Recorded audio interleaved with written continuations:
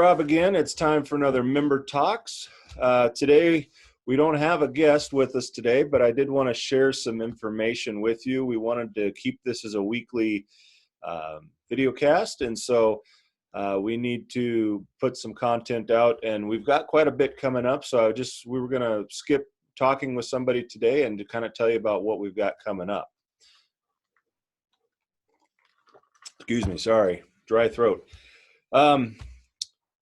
2020's been a fantastic year so far, for lack of better ways. We've experienced the COVID.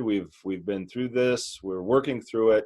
I don't know about you. I'm hoping that we can get back to a normal state at some point in the very, very near future. But we keep working together. We keep following what we're told to do, and hopefully that will take place. But 2020 has been more than just COVID. We've experienced all sorts of other things in the funeral profession. Big ones, legislative changes. I don't know if you've been up to date or kept up to date with what's going on legislatively. But 2020, beginning of May, we opened up the doors to 2 new forms of disposition. In the state of Washington, they are now legal: alkaline hydrolysis and natural organic reduction. At this point, I've been told that we don't have any applications for licensing yet for those 2 forms of disposition. So although they are legal forms or legal methods of disposition, there's nobody locally within the state borders that's actually offering that in their facility or within the state of Washington. It is coming, though. We know, I've talked to a number of people that are putting in the alkaline hydrolysis machines. We've talked to a number of people that are preparing for offering natural organic reduction. So it is coming. It's a slow process, though, right now, one that's really been put on pause due to COVID. So it'll be here soon enough. But legislatively, there's a lot of other changes besides enacting those 2 new forms. There's been a lot of new language put into our RCWs. One big piece, I don't know if you're aware of or not, you should have this information, though, because it does get sent out to everybody, every licensee, but it will be a point here in the very near future, and it could already be, if I'm hearing correctly, that you will need an operator license to operate a crematory. You will need an operator license or a business license, a facility license, I guess it is, to own a crematory in your facility. So not only, if I'm hearing it correctly, and please, if I'm not saying this correct, don't hold me to it, but as I understand it, if you own a crematory, you're going to now need to have a facilities license for a crematory, and anybody that operates that machinery is going to need to have an operator's license over and above their regular licensing. So that's something new that's coming out, and that's going to affect every type of reduction facility, whether that be cremation, alkaline hydrolysis, or natural organic reduction.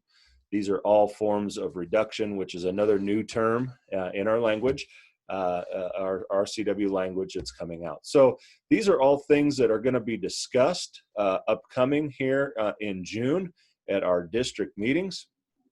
If you haven't received the emails, please let me know because we need to get you on the email list for sure. But we will be holding 4 district meetings in June. Of course, we typically hold those in April, and we do 8 of them. We travel around, we come to your locations, your districts, and we have those meetings. Again, with COVID, things have changed. We're not able to do it. So we tried to have those face-to-face meetings in June with the extension of the Stay Home, Stay Healthy proclamation. We don't know how that's going to look at the beginning of June, so we don't know if we'll be even able to have face-to-face meetings. Our board has said we want to continue to have those. We want to continue to stay connected with you, our membership. I know many of you use those meetings as a way to acquire the continuing education credits that you need for relicensing. So we are going to be offering in June, June 15, 16, 17, and 18, we'll be doing 4 virtual district meetings. We'll have speakers that will be on board with it, that will be participating in all 4 meetings. We'll have, of course, our state president and our upcoming new president that's coming in August. We'll have our district leadership. They'll all be panelists where we can talk one-on-one with them through a chat, through a Q&A session. We'll have polls. We've got some vendors that are taking part in that to help out. And so it's going to be as close to a regular district meeting as we can make it, although it will be virtual. Now, I have heard that some people, and what a great idea, thinking outside the box. I do know that some people that have already registered to come to the meeting have said, what we're going to do, instead of paying for the dinner costs like we would normally pay, which, by the way, this meeting is totally free to members and to non-members to join. Anybody can come to these meetings, totally free. But, excuse me one second. Got these new color changing cups that it's really coming in to help with my dry throat today. Oh, yeah. So what we have heard from some folks, this is coming out of the Mount Vernon area. I do have one member that I talked to that they're going to use the funds that they would normally pay to send their team to the district meetings for the dinners. They're going to take some of those funds and throw a big pizza party at their facility for their staff, for their the spouses. It's just going to be a big time for everybody to kind of get together, relax a little bit. They can attend the meeting. They can be a part of that, participate in the meeting. They'll be able to then receive their continuing ed. So what a great idea. Make the best of it. Do what you can to make the best of it. And we are planning on, hopefully, if everything goes back to a normal setting, we will be having face-to-face district meetings once again in September. We've already got those scheduled. They're on the calendar. We've already got the rooms booked. So hopefully September gets here and we'll be able to go back to a normal face-to-face. But at least this June, for the spring meetings, we are still holding them. They will be virtual. Have some patience with us. It's going to be our very first time that we've done a virtual webinar. So see what happens. As far as meetings are concerned, I wanted to also let you know that the annual convention known as DEF CON is still moving forward. We are still planning that. There's a committee of WSFDA members and WCCFA members that work on that, and they meet about every 2 weeks or every first and third Tuesday. It is what it is. They get together and talk about it and plan it, and they've been doing that since the Saturday at the ending date of last year. So this has been a planning event that goes on every couple of weeks. And we are still moving forward with it. We're excited about it. Our hope is that we will be able to continue and have the meeting. At this point, again, it's going to be dependent on how restrictions are lifted and what order they're lifted, how many people can be in facilities. Then it'll depend on the facility as well, as they have a say in it, if they're going to allow a certain number of people or not. So we are still moving forward. I would encourage you to go ahead and register online. You can do that on our website. It will link you to another website where the official registration is kept, but go to wsfda.org and you'll be able to register for that. Really encourage you to do it. We've got plans for a lot of great nationally known speakers to come talk. We've got plans for some local speakers to come talk. We've brought in a river rafting event that's well, not really a river rafting event. It's really more of a inner tube floating event, I guess is the way to say it, where we'll be floating down the Icicle River together. So that'll be a lot of fun. Of course, it's Leavenworth, and Leavenworth is always fun in August. It's always hot, and the food's great, and we just want to have you come together and be a part of it. So go online, register, and get set up, and keep your fingers crossed that we are still a go. But at this point right now, yes, we are still going forward with it.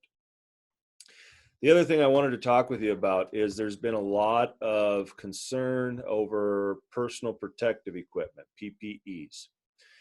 Earlier in this COVID pandemic, we had worked with the EOC, which is the Emergency Operations Center, and we had worked with the Department of Licensing and the Department of Health and various other places, and we were actually bumped up the list. We do have record that we were bumped up the tier list to a higher tier structure, actually as high as a tier 1 at one point, to be able to receive personal protective equipment from the state. Unfortunately, as everything with COVID is fluid, that also was fluid, and we got moved back down the list. We are currently working with the EOC and the Department of Health and the Department of Licensing to try to move back up the list, at least to the same level as the coroners and medical examiners. We feel like we should at least be on the same level of the tier structure as the coroner and medical examiners. Excuse me. We are working on that, and we will continue to work on that and try to get that changed so that as this, even as COVID is winding down, apparently in the state of Washington, if it does resurge or if something else comes up, we want to be, from this point on, considered on that same level. That being said, there's a couple things that you can do if you are out or nearly out of personal protective equipment.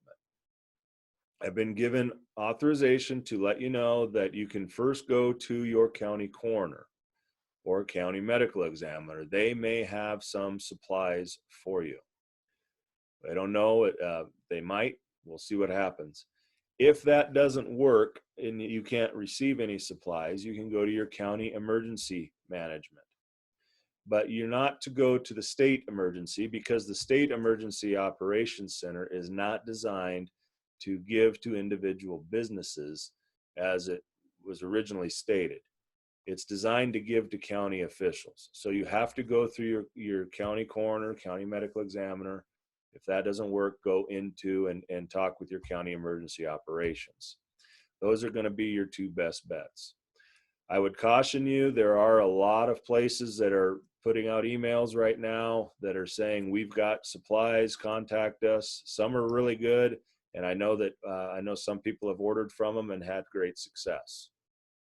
Some of them are scams, and there's not a way to know what's the difference.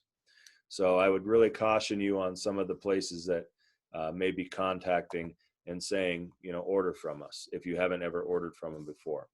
I will tell you that we here have about close to 3,000 surgical masks that are available. And I think we have approximately 10 boxes of nitrile gloves size large that are still available. If you are in desperate need of masks or gloves, call me immediately and we will send these to you. These are donations. We will donate them to you. We don't charge anything for them. The only thing that we ask is if we mail them to you, that you pay the mailing.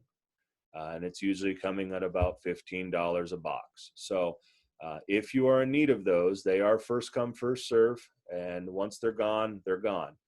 But we do have masks and some small amount of gloves that are here and available. So please do contact me. In fact, contact me for anything that you have questions on coming up, whether it's about the district meetings and how to register, whether it's about DEFCON and of course how to register for that, if you need PPEs.